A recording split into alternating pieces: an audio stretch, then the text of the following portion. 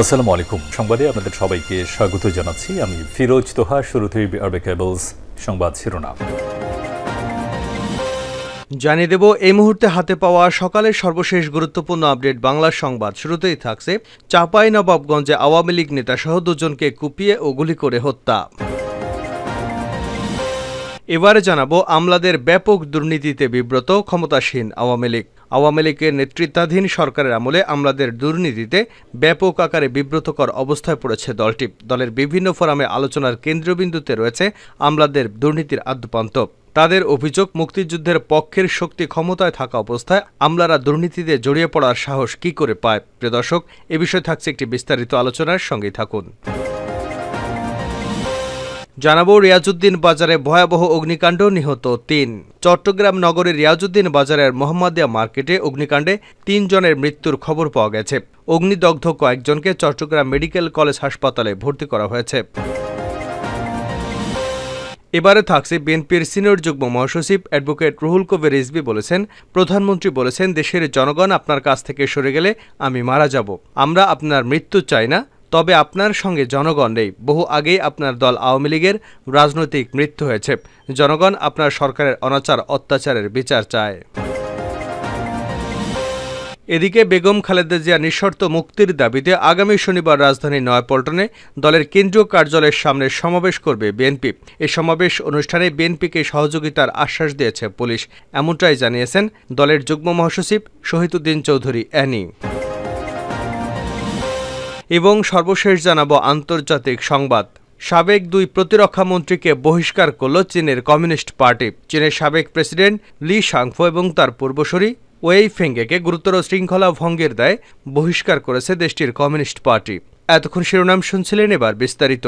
প্রিয় দর্শক, আপনি যদি এই চ্যানেলে নতুন হয়ে থাকেন, ভিডিওটি দেখতে দেখতে চ্যানেলটি সাবস্ক্রাইব করে আমাদের সঙ্গে থাকুন। আর এই ভিডিও সম্পর্কে আপনি আপনার মূল্যবান মতামতটি কমেন্ট বক্সে জানিয়ে দিন। আর হ্যাঁ প্রিয় দর্শক, জানিয়ে দিন ভিডিওটি কোথা থেকে দেখছেন। চাঁপাইনবাবগঞ্জে আওয়ামী লীগ নেতা সহ দুজনকে কুপিয়ে ও গুলি করে হত্যা। চাঁপাইনবাবগঞ্জের জেলা পরিষদ সদস্য ও শিবগঞ্জ নোয়ালাডাঙ্গা ইউনিয়নের আওয়ামী লীগের সাধারণ সম্পাদক আব্দুল সালামকে কুপিয়ে এবং গুলি করে হত্যা করেছে সন্ত্রাসীরা। একই সময় স্কুল শিক্ষক আব্দুল মতিনকেও গুলি করে হত্যা করা হয়। বৃহস্পতিবার সন্ধ্যা ৭টার দিকে শিবগঞ্জ উপজেলার রানীহাটি ডিগ্রি কলেজের সামনে ঘটনা ঘটে। এ সময় তাদের বাঁচাতে গিয়ে গুলিবিদ্ধ হয়েছেন মতিনের বড় ভাই মোহাম্মদ টিটু এবং আব্দুর রহিম নামের আরেক যুবক। নিহত আব্দুল মতিন হরিনগর উচ্চ বিদ্যালয়ের শিক্ষক এবং ফতেপুর গ্রামের আলহাস আব্দুল মান্নানের ছেলে। বিষয়টি নিশ্চিত করেছেন নবাবগঞ্জের পুলিশ সুপার সাইদুল হাসান। তিনি বলেন, পূর্ব বিরোধের জের ধরে অতর্কিত হামলায় হতাহতের ঘটনা ঘটে। খবর পেয়ে দুজনের মরদেহ উদ্ধার করে ময়নাতদন্তের জন্য ২৫০ শয্যা বিশিষ্ট চাঁপাইনবাবগঞ্জ জেলা হাসপাতাল মর্গে পাঠানো হয়েছে।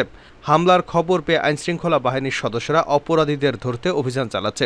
পুলিশের এই কর্মকর্তার দাবি, গুলি নয়, ধারণা করা হচ্ছে চাইনিজ কুড়াল দিয়ে কুপিয়ে হত্যা করা হয়েছে। ঘটনাস্থল থেকে একটি চাইনিজ কুড়াল উদ্ধার করা হয়েছে। আমলাদের দুর্নীতিতে বিব্রত আওয়ামী লীগ। আওয়ামী লীগের নেতৃত্বাধীন সরকারের আমলে আমলাদের দুর্নীতিতে বিব্রত পরিস্থিতি পড়েছে দলটি। দলের বিভিন্ন ফোরামে আলোচনার কেন্দ্রবিন্দুতে রয়েছে আমলাদের দুর্নীতির আদ্যপান্ত। তাদের অভিযোগ, মুক্তিযুদ্ধের পক্ষের শক্তি ক্ষমতায় থাকা অবস্থায় আমলারা দুর্নীতিতে জড়িয়ে পড়ার সাহস কি করে পায়। আমলাদের দফায় দফায় বেতন বাড়ানোর পরও দুর্নীতি কেন হবে। কেউ কেউ বিভিন্ন গোয়েন্দা সংস্থা এবং সরকারের মন্ত্রী থেকে উচ্চপদস্থ কর্মকর্তাদের দিকেও ব্যর্থতার আঙুল তুলেছেন। সরকারি কর্মকর্তাদের চাকুরির বিধিমালা ২০১৮ সংস্কারেরও দাবি জানিয়েছেন ক্ষমতাসীন দলটির নেতারা। সম্প্রতি সাবেক সেনাপ্রধান জেনারেল অবসরপ্রাপ্ত আজিজ আহমেদের বিরুদ্ধে দুর্নীতির অভিযোগ ওঠে। তিনি ২০১৮ সালের জুন থেকে ২০২১ সালের জুন পর্যন্ত ৩ বছর Bangladesh chief of army staff ছিলেন। এর আগে ২০১২ সাল থেকে ৪ বছর বাংলাদেশ সীমান্তরক্ষী বাহিনী বিজিবির নেতৃত্ব দেন। চলতি বছরের মে মাসে দুর্নীতির অভিযোগে সাবেক সেনাপ্রধান আজিজ আহমেদের বিরুদ্ধে মার্কিন যুক্তরাষ্ট্র নিষেধাজ্ঞা দেয়। অন্যদিকে সাবেক মহাপরিদর্শক বেনজির আহমেদের বিরুদ্ধে ব্যাপক দুর্নীতির অভিযোগ ওঠে। দুদকের অনুসন্ধানে বেনজির এবং তার স্ত্রীর সন্তানদের নামে ঢাকায় মোট ১২টি ফ্ল্যাট, বিভিন্ন জায়গায় ৯৬৭ বিঘা জমি, ১৯টি কোম্পানির শেয়ার, ৩০ লাখ টাকার সঞ্চয়পত্র, ৩৩টি ব্যাংক হিসাব ও ৩টি বিও হিসাব পাওয়া গেছে। এছাড়াও সাবেক ডিএমপি কমিশনার আসাদুজ্জামান মিয়ার বিরুদ্ধে সম্পদের পাহাড় গড়ার অভিযোগ উঠেছে। পবিত্র ঈদুল আজহার আগে ছাগলকাণ্ডে আলোচিত জাতীয় রাজস্ব বোর্ডের কর্মকর্তা মতিউর রহমান সরকারি চাকুরি করে ২ স্ত্রী ৫ সন্তানের সাংসারিক দায়িত্ব পালনের পরও তাদের আত্মীয় স্বজনদের নামে গড়েছেন বিপুল পরিমাণ স্থাবর অস্থাবর সম্পদ। এ পর্যন্ত দেশেই তার প্রায় 500 কোটি টাকার স্থাবর সম্পদের তথ্য পাওয়া গেছে। ঢাকাতে অন্তত 24টি বিলাসবহুল ফ্ল্যাট রয়েছে মতিউর রহমানের স্ত্রী এবং সন্তানদের ও ঘনিষ্ঠদের নামে। আওয়ামী লীগের শীর্ষ নেতারা মনে করেন, যেখানে সরকার প্রধান শেখ হাসিনা বারবার বলে আসছে দুর্নীতির বিরুদ্ধে জিরো টলারেন্স, সেখানে আমলারা কিভাবে সাহস পায় দুর্নীতিতে জড়াতে।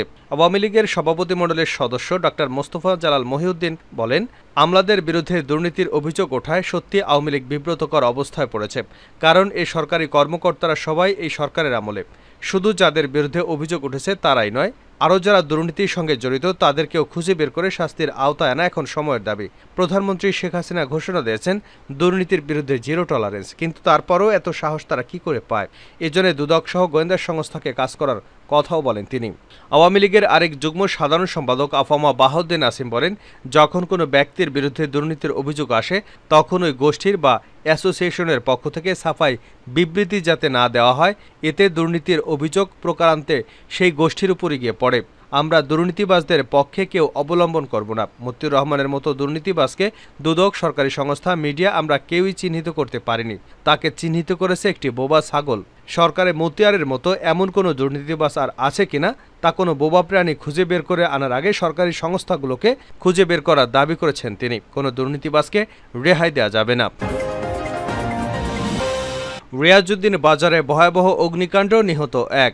চট্টগ্রাম নগরের রিয়াজউদ্দিন বাজারে মোহাম্মদিয়া মার্কেটে অগ্নিকাণ্ডে একজন নিহত হয়েছেন। অগ্নিদগ্ধ কয়েকজনকে চট্টগ্রাম মেডিকেল কলেজ হাসপাতালে ভর্তি করা হয়েছে। বৃহস্পতিবার দিবাগত রাত 1টার দিকে আগুনের সূত্রপাত হয়। ফায়ার সার্ভিসের আগ্রাবাদ নিয়ন্ত্রণ কক্ষ থেকে বলা হয়েছে, রাত 1টা 40 আগুন লাগার খবর পেয়ে 4টি স্টেশনের 8টি ইউনিট পাঠানো হয়। স্টেশনগুলো হচ্ছে আগ্রাবাদ, লামারবাজার, নন্দনকানন এবং চন্দনপুরা। ভোর 5:30টার দিকে আগুন নেভাতে সক্ষম হয় ফায়ার সার্ভিস। এ ঘটনায় একজন নিহত হয়েছেন এবং বেশ কয়েকজনকে উদ্ধার করে হাসপাতালে পাঠানো হয়েছে। বহু আগেই আওয়ামী লীগের রাজনৈতিক অপমৃত্যু হয়েছে রিজভী। বিএনপির সিনিয়র যুগ্ম মহাসচিব অ্যাডভোকেট রুহুল কবির রিজভী বলেছেন, প্রধানমন্ত্রী বলেছেন, দেশের জনগণ আমার কাছ থেকে সরে গেলে আমি মারা যাব। আমরা আপনার মৃত্যু চাই না, তবে আপনার সঙ্গে জনগণ নেই। বহু আগেই আপনার দল আওয়ামী লীগের রাজনৈতিক অপমৃত্যু হয়েছে। জনগণ আপনার সরকারের অনাচার অত্যাচারে বিচার চায়। রাজধানীর মোহাম্মদপুরে বৃহস্পতিবার বিএনপি চেয়ারপারসন খালেদা জিয়ার সুস্থতা ও দীর্ঘায়ু কামনা করে দোয়া মাহফিলে রিজভী এসব কথা বলেন। তিনি বলেন, দেশে ভয়াবহ দুঃশাসন চলছে। এ অবস্থায় প্রতিটি মানুষ ভয়ের আতঙ্কের মধ্যে বসবাস করছে। কারো কথা বলার স্বাধীনতা নেই। এই কঠিন পরিস্থিতিতে খালেদা জিয়াকে জোর করে বন্দী করে রাখা হয়েছে। তাকে চিকিৎসা সেবা থেকে বঞ্চিত করে রাখা হয়েছে। তিনি এখন জীবন মৃত্যুর সন্ধিক্ষণে। শুধুমাত্র প্রধানমন্ত্রীর প্রতিহিংসার কারণে দেশনেত্রী আজ বন্দী। অবিলম্বে খালেদা জিয়ার নিঃশর্ত মুক্তির দাবি করেন তিনি। সাবেক প্রধানমন্ত্রী খালেদা জিয়ার সুস্থতা এবং দীর্ঘায়ু কামনা করে সাদকা হিসেবে 2টি খাসি বিতরণ এবং দোয়া মাহফিল অনুষ্ঠিত হয়। শেষ করছে আন্তর্জাতিক সংবাদ দিয়ে। সাবেক 2 প্রতিরক্ষা মন্ত্রীকে বহিষ্কার করল চীনের কমিউনিস্ট পার্টি। চীনের সাবেক প্রতিরক্ষা মন্ত্রী লি শাংফো এবং তার পূর্বসূরি ওয়েই ফেংঘেকে গুরুতর শৃঙ্খলা ভঙ্গের দায়ে বহিষ্কার করেছে দেশটির কমিউনিস্ট পার্টি। বৃহস্পতিবার কমিউনিস্ট পার্টির কেন্দ্রীয় কমিটির বরাত দিয়ে আল জাজিরার প্রতিবেদনে বলা হয়েছে, লি ঘুষ নেওয়ার পাশাপাশি অন্যদের ঘুষ দেওয়ার মাধ্যমে বিপুল পরিমাণ অর্থ নিয়েছেন বলে সন্দেহ করা হয়। তদন্ত প্রতিবেদনকে উদ্ধৃত করে প্রতিবেদনে বলা হয়েছে, তিনি রাজনৈতিক দায়িত্ব পালন করেননি, নিজের এবং অন্য কর্মীদের জন্য সুবিধা গ্রহণ করেছেন। এতে আরও বলা হয়েছে, সেনাবাহিনীর একজন সিনিয়র নেতৃস্থানীয় ক্যাডার হিসেবে লি শাংফু তার মূল মিশনের সঙ্গে বিশ্বাসঘাতকতা করেছেন। তিনি দলের স্বার্থ এবং জাতীয় প্রতিরক্ষা ব্যাপক ক্ষতি করেছেন। কমিউনিস্ট পার্টির নির্দেশে লি শাংফুর বিরুদ্ধে তদন্ত শুরু করা হয়।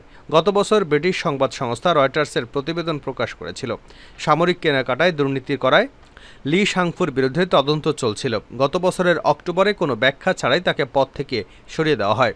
এর আগে তিনি 2 মাস নিখোঁজ ছিলেন। তবে চীন এখন খোলাখুলিভাবে বলল, লি শাংফুর বিরুদ্ধে তদন্ত চলছিল এবং তার অপরাধের ধরনও প্রকাশ করল। গত বছর থেকে চীনের সামরিক বাহিনীতে ব্যাপক দুর্নীতি বিরোধী তৎপরতা শুরু হয়।